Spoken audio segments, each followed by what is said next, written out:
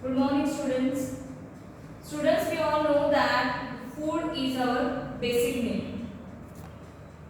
We can't live without food.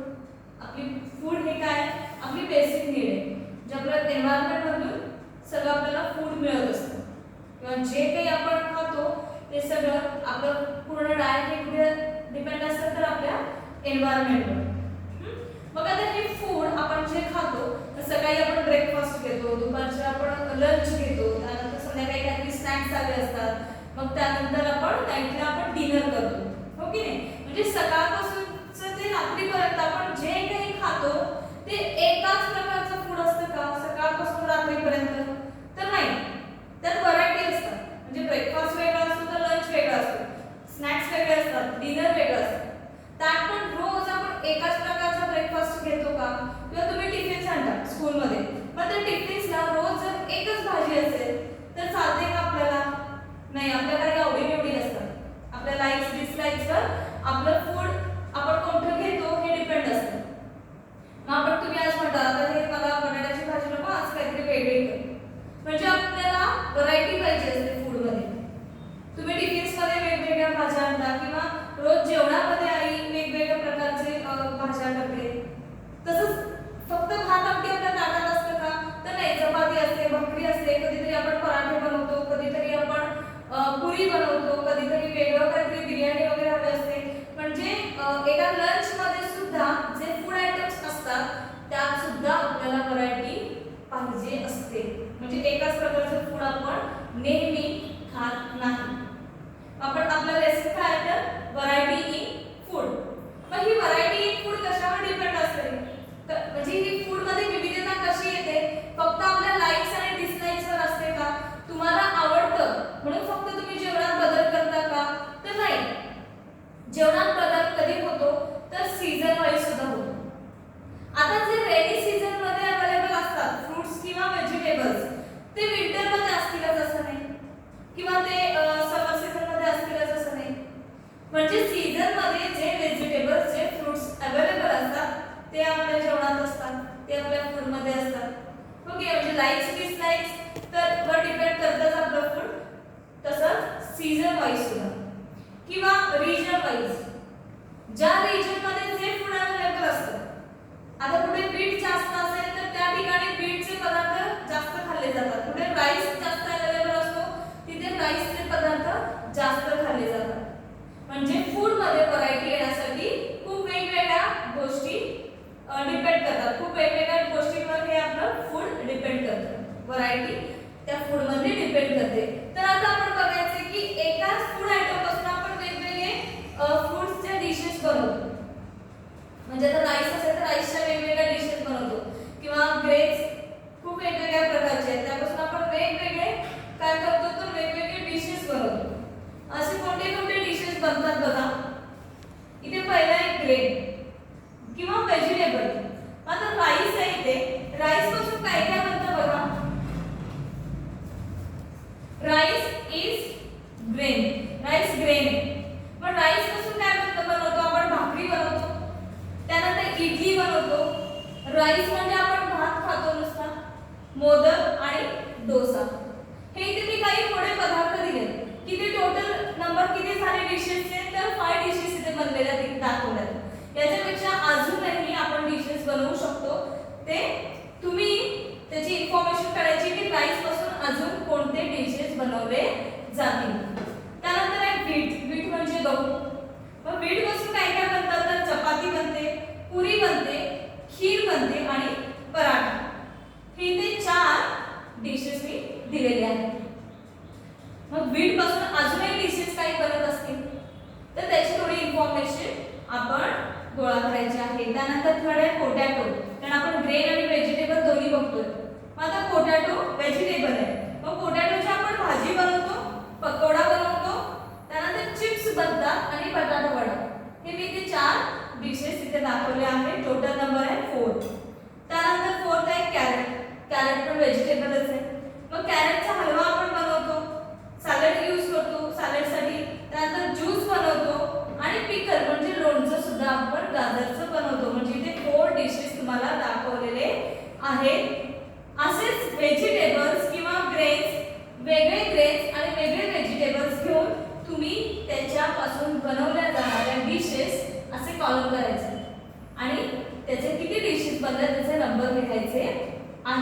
म्हणजे rice wheat grain सोडून अजून बरेचसे ग्रेन्स आहेत, म्हणजे मेज असेल, बाजरा असेल, ज्वार असेल, असे वेगवेगळे ग्रेन्स आणि त्यापासून बनणारे डिशेस असा एक चार्ट तयार करायचा आहे. व्हेजिटेबल्स पोटॅटो आहे, कॅरेट आहे, वेगवेगळे व्हेजिटेबल्स तुम्ही कॅबेज वगैरे घेऊ शकता किंवा फेनुग्रीक लीव्स घेऊ शकता. असे वेगवेगळे व्हेजिटेबल्स घेऊन त्यापासून बनणाऱ्या डिशेसचे चार्ट बनवायचे. आता आपण बघितलं की या ग्रेन्स पासून वेगवेगळे डिशेस कसे बनतात. मग आता हे ग्रेन्स जिथे जास्त अवेलेबल असेल तिथे आपण काय म्हणतो त्या डिशेस बनल्या जातात. मग हे कशावर डिपेंड आहे की कुठला ग्रेन हे कोणत्या रिजन मध्ये कोणत्या प्रदेशात येणार हे कशावर डिपेंड आहे. तर मोस्टली आपल्याकडचं ऍग्रीकल्चर हे रेनफॉल वर डिपेंड आहे. मग रेनफॉल जसा जिथे असेल त्यानुसार तिथे क्रॉप्स आपल्याला बघायला मिळतात. आता एक मी तुम्हाला मॅप दाखवते, त्याच्यावर तुम्हाला काय लक्षात येईल की रिजन वाईज क्रॉप्स मध्ये कसा फरक पडत जातो, ग्रेन्स मध्ये कसा फरक पडत जातो. Here is a map major food crops. Food crops म्हणजे कोणती पिकं जास्त प्रमाणात कुठे येतात. इथे तुम्हाला दिसते इंडेक्स आहे. इंडेक्स काय आहे तर राईससाठी कोणता सिम्बॉल आहे, व्हीटसाठी एक सिम्बॉल आहे आणि ज्वारसाठी सिम्बॉल आहे. आता हे सिम्बॉल जिथे असतील तिथे ते क्रॉप येताना दिसेल आपल्याला. आता बघा इथे हा मॅप आहे, इथे अरेबियन सी आहे. अरेबियन सीच्या बाजूला जो रिजन आहे त्याला आपण कोस्टल रिजन म्हणतो, म्हणजे किनारी भाग. ही आहे ही नॉर्थ इंडिया ह्याला म्हणतो आपण, आणि मध्ये हे सेंट्रल रिजन. मग या 3 भागांमध्ये रेनफॉल वेगवेगळा आहे, म्हणजे पावसाचं प्रमाण सगळीकडे सारखं नाही आहे. मग ह्या रेनफॉलवर काय डिपेंड आहे तर तिथे येणारं क्रॉप. आता याच्यावरच खाली काही क्वेश्चन दिलेले आहेत बघा. Which food crop is grown on large scale in coastal region. Coastal region म्हणजे कोणता सांगितला, किनारी भाग जो अरेबियन सीच्या बाजूला आहे. कोस्टल रिजनमध्ये कोणता आहे तर कोस्टल रिजनमध्ये राईस जास्त आहे. Which food crops are grown in north India. North, तर इथे नॉर्थ इंडिया दिसतोय आपल्याला. नॉर्थमध्ये कोणतं जास्त आहे तर व्हीटचं क्रॉप आपल्याला जास्त दिसत आहेत. Third question is which is the major food crop in the central region. बघा सेंट्रलमध्ये कोणतं आपल्याला दिसतंय तर ज्वार आणि व्हीट दोन्हीही आपल्याला दिसत आहेत. बघा सेंट्रलमध्ये म्हणजे मधल्या भागात ज्वार जास्त दिसतंय आणि व्हीटसुद्धा आहे. Rice, fourth question is rice is grown on large scale in southern part of India. Y is this so. Southern part कोणता आहे सांगा. हा साऊदर्न पार्ट आहे, नॉर्थ अँड साऊथ. मग साऊदर्न पार्टमध्ये राईस का जास्त आहे तर तिथे रेनफॉल जास्त आहे आणि हाय रेनफॉलमध्ये राईसचं क्रॉप जास्त येतं. त्यामुळे साऊदर्न पार्ट, इंडियाच्या साऊदर्न पार्टला राईस क्रॉप जास्त आहे. स्टुडंट्स, आता आपण मॅप बघितला, मेजर क्रॉप्स बघितले, म्हणजे कोणते क्रॉप्स कोणत्या ठिकाणी जास्त येतात हे आपण बघितलं रिजन वाईज. मग ते कशावर डिपेंड आहे. ॲग्रिकल्चर म्हणजेच काय, ॲग्रिकल्चर म्हणजे शेती. Agriculture is the main occupation in all parts of our country. आपल्या कंट्रीमध्ये, आपल्या इंडियामध्ये ॲग्रिकल्चर हा मेन ऑक्युपेशन आहे, म्हणजे आपला मुख्य व्यवसाय आहे. मग ॲग्रिकल्चर कशावर डिपेंड आहे तर आपल्या कंट्रीमध्ये मोस्टली ॲग्रिकल्चर हा रेनफॉलवर डिपेंड आहे. जिथे जेवढा जसा पाऊस पडतो तसं तिथे ॲग्रिकल्चर म्हणजे शेती केली जाते. मग आता आपण बघितलं की रेनफॉलवर कसं डिपेंड आहे, ॲग्रिकल्चर डिपेंड आहे. मग आता कोणत्या भागात कसं रेनफॉल असेल आणि तिथे कोणते क्रॉप्स येतात हे बघूया. आता इथे मी रेनफॉल दाखवलाय, म्हणजे पाऊस हाय रेनफॉल म्हणजे सगळ्यात जास्त पाऊस, त्यानंतर moderate rainfall and low rainfall.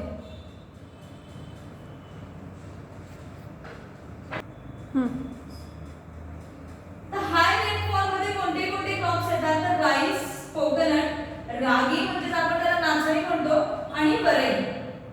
Rice, coconut, रागी आणि वरई हे हाय रेनफॉल मध्ये येतात. मॉडरेट मध्ये काय येतं, तर व्हीट, तूर अँड सोयाबीन. म्हणजे जिथे मीडियम पाऊस आहे, मॉडरेट म्हणजे मीडियम, म्हणजे अगदी खूप जास्त नाही आणि खूप कमी नाही, अशा रेनफॉल मध्ये व्हीट, तूर आणि सोयाबीन हे क्रॉप्स आपल्याला बघायला मिळतात. आणि लो रेनफॉल मध्ये ज्वार, बाजरा अँड मोठ बीन्स, कारण यांना कमी पाण्याची गरज असते, ज्वार, बाजरा आणि मोठ बीन्सला. त्यामुळे जिथे लो रेनफॉल आहे तिथे हे क्रॉप्स आपल्याला बघायला मिळतात. हाय रेनफॉल म्हणजे या क्रॉप्सना जास्त पाण्याची गरज असते आणि यांना मीडियम पाण्याची गरज असते, त्यामुळे रेनफॉलवर हे क्रॉप्स डिपेंड आहेत. मग फक्त रेनफॉलवर डिपेंड आहेत का क्रॉप्स, तर नाही. क्रॉप्स अजून चांगले ग्रो होण्यासाठी कशाची गरज आहे, तर फर्टाईल सॉइलची गरज आहे. फर्टाईल सॉइल म्हणजे सुपीक जमीन, त्याच्यानंतर वॉटरची अवेलेबिलिटी, त्याच्यानंतर सनलाईट, सफिशियंट सनलाईटची गरज असते, आणि चांगल्या प्रकारचं सीड म्हणजे बियाणं चांगलं पाहिजे. त्यानंतर सुपीक जमीन, फर्टाईल सॉइलची गरज असते, वॉटरची गरज असते आणि सफिशियंट सनलाईटची गरज असते. याच्यावर हे क्रॉप्स चांगलं येणं, चांगलं ग्रो होणं डिपेंड करतं. मग आता हे आपण काय बघितलं, तर क्रॉप्स बघितले.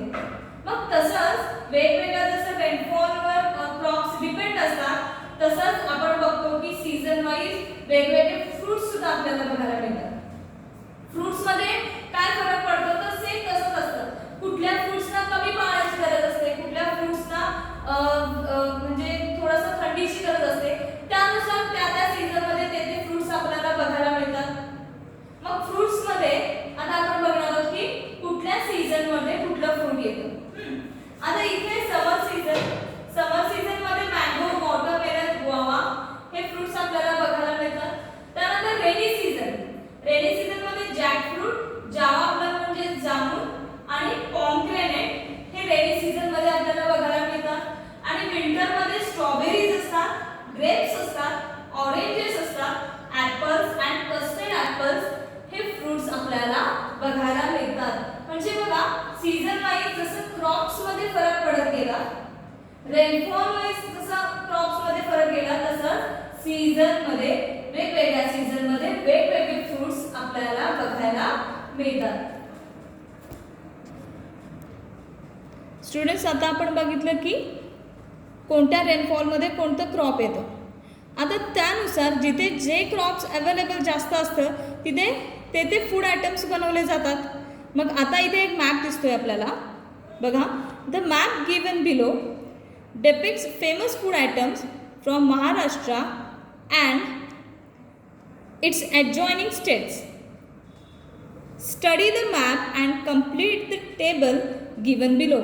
आता इथे काय मॅप दिलाय आणि तिथले food items, famous food items दिलेले आहेत. बघा, आता गुजरात महाराष्ट्राचं ॲडजॉइनिंग स्टेट आहे. गुजरातमध्ये ढोकला आणि ठेपला हे फेमस आहे. त्याच्यानंतर जळगावमध्ये ब्रिंजल भरीत, मध्य प्रदेशमध्ये बाफला लापशी. त्यानंतर इथे आपण खाली बघूया, कोस्टल रिजनमध्ये आपण बघितलं राईस जास्त असतो, त्यामुळे ठाणे, रायगडमध्ये राईस भाकरी फेमस आहे.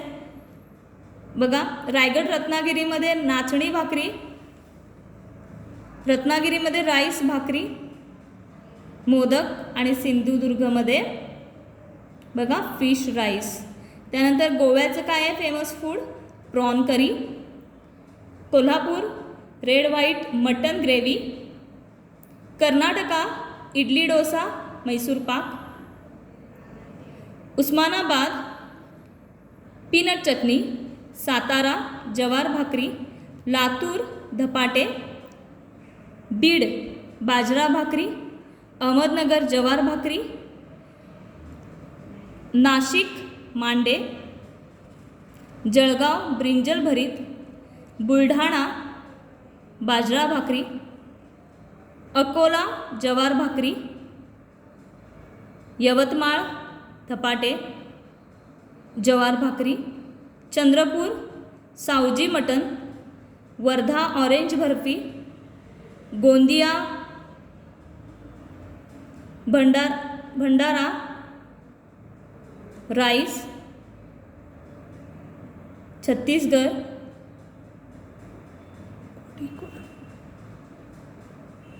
छत्तीसगढ़ दाल बाफरी, तेलंगणा